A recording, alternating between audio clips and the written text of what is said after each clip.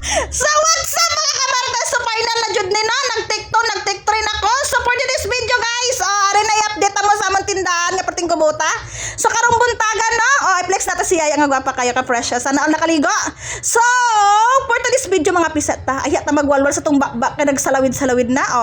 Flex na tong tinapay nga libre. Libre lang na guys. Asa mo na. Flex na mamon tindahan nga gwapa si Rosing.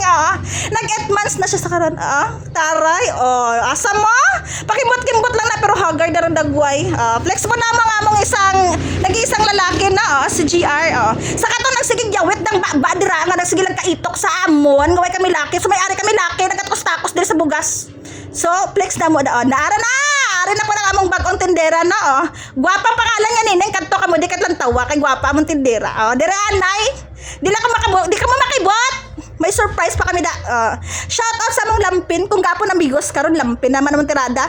May pa surprise na hindi ka mo makibot. Tanawa. Ugoy kasakit sa among dughan.